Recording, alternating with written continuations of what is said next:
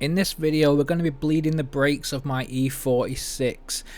This has a hydraulic handbrake which is hooked up to the foot pedals for the back brakes. I've never done this before. I'm going to be trying to do it with Dan. Dan's going to be kind of showing me the ropes. He's never really done it before, but we're going to kind of roll with it and hope it works out fine.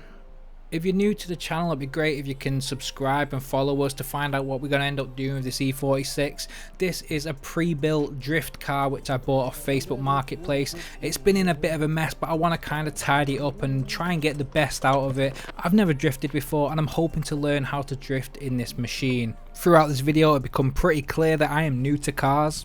Please don't roll. But luckily my friend Dan is pretty good at stuff like this, so hopefully we can figure this out.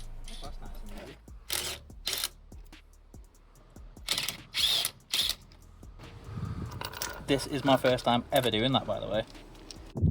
So to fill in the camera of what we're doing today, is the brakes on this car are absolute shambles and they do not really work. So we're going to completely try and bleed them. We've never done this before. Let's see how it goes. I have lost me tender. How could you lose anything in here, Dan? I don't know. It's proper organised. Organised chaos, my friend. Right, so I'll be doing this. What's this? I have a vacuum pump for doing it, but I've never done an inline and a hydraulic brake before. So my theory is, because we're low on brake fluid, we'll still bleed it into that, because then that way, if we drop any fluid, we can just tip it back in. Put this on the nipple, and then we're going to crack this up, and then you're going to have to jump in the car, my friend. Okie dokie. Oh, yeah.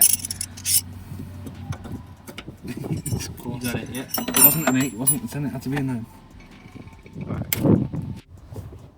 Alright, so what we've got to do is I've got to put my foot down on the brake slowly, and then I've got to go onto the hydraulic handbrake slowly, and then we've got to kind of get into a rhythm of doing that. Alright, so brake first. Yeah, just... Nice and slow, yeah? Foot down. Right, no handbrake. Handbrake down. Yo, there's a big bubble. Right, keep him there for a sec. Right, release the handbrake. Yeah? Handbrake released. Pedal. Pedal released. Right, I'm going to open it again. Okay. So foot down. Foot down. Handbrake all the way.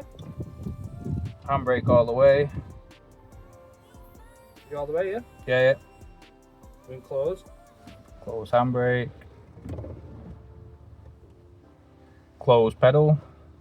Right, okay, so let me... The handbrake feels insanely loose now. I don't know if that's what it's supposed to do or not. It become pretty clear that this really is a two-man job, because you do need one person in the car to push the foot down on the pedal and then pull back the hydraulic handbrake and then let it go slowly and put it back again, while the other person on the outside has to check for air bubbles, because you don't want air bubbles, you want to eliminate that. You kind of could do it as a one person, but you won't get it as accurate because you can't actually see the air bubbles. See, every time you're pulling that handbrake, I am getting bubbles, which we don't want, so it's working, it's doing something. Right, so we've got to keep going. Yeah, right, so I'm open, pedal. Pedal. Handbrake. This isn't just a free time thing. We did this must be about 7 or 8 times per side, so just bear that in mind. It does take a while to get all the bubbles out. All the air bubbles in it, like it looks like a thing, but you're getting like proper big chunk, like bubbles like this big firing down the line. So when I'm doing the handbrake, it actually feels like nothing in the end. Because it's open. Right, cool. We didn't have any fresh brake fluid at hand, so we just kind of used a filter to pour this back in. If you get some fresh ones, I'd recommend that, but this is doing the trick for now anyway. At this point we swapped places, so I was opening and closing the little valve. You can't really see any bubbles coming out of this side because I have already done it. I just think Dan wanted the reassurance for a double check. It's not dropped that much fluid, that. Nah, it's, yeah, it's, let's go, I'll go check it out now.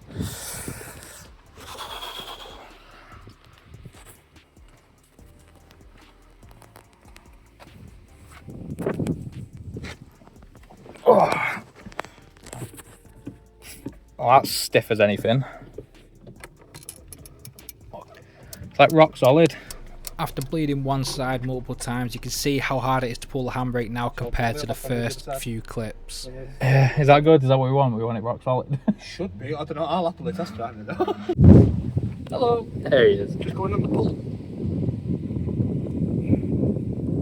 Cracking.